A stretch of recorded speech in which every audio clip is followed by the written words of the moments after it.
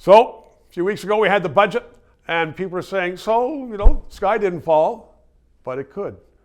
Jay Goldberg is with the Canadian Taxpayers Federation. He joins you right now because it may not fall right away, but people are saying that the government spending is out of control. Tell me about it. Government spending is out of control. Government spending has actually virtually doubled since Justin Trudeau became Prime Minister 9 years ago. Now, is that good government spending, though? Is that government spending on stuff like railways and subways? No, and I think if you ask a lot of people, what have we gotten for the doubling of the national debt in the last 9 years, a lot of people wouldn't know what to tell you. And look, we're now in a situation because of this reckless fiscal policy where we're spending more on debt interest than we're spending on healthcare at the federal level. That's a shocking statement. That is shocking, but someone asked me, they said, well, who gets this debt? I mean, so the government borrows from bondholders.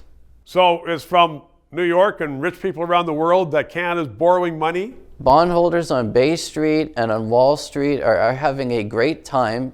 Look, we're now spending $54 billion this year on debt interest. That's the same we bring in from the GST. We could get rid of a sales tax in Canada if we didn't have all of this debt that's added up. And we're now paying almost $30 billion more per year on debt interest than we did under the Harper government. And if we didn't have this debt interest, the budget would be balanced today. And I guess for somebody who is waiting in a waiting room of a hospital or is traveling for 12 hours to get to a waiting room, to sit for another 12 hours, they might say, well, if that money was spent on healthcare instead of going to the bondholders, it would be a better deal. Well, if we didn't have to pay debt interest, they could double the amount of money the federal government's spending on healthcare. And, we can talk about a lot of problems with the system. But the problem with the Trudeau government in particular, there's a lot of problems. Yes. But one of them is, you can look at their budget, look at their spending. Every year it's increased. Every fiscal update it's increased. But most people can't actually point to, what did we get for this? What did we get for all the spending, all this debt? The government is saying, I read this budget, they're going to say, well, we want a museum for the Sikhs, so you get $10 million, and another group is getting another $20 million. I mean, they are spending. Now, they aren't spending that just to get those votes, do you think, are they?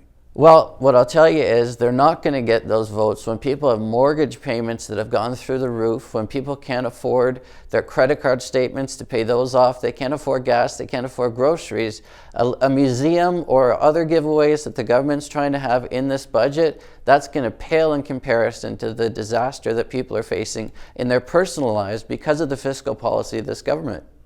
Do you think that, you quoted Marneau, who was a businessman, do you think that we have a finance minister, I guess she wrote books before, a little less experienced in the ways of the dollar? Well, I mean, if she can't see the impact that this capital gains tax is going to have, if she can't see the impact of these tax hikes, clearly she needs to read up on these issues. Or be defeated.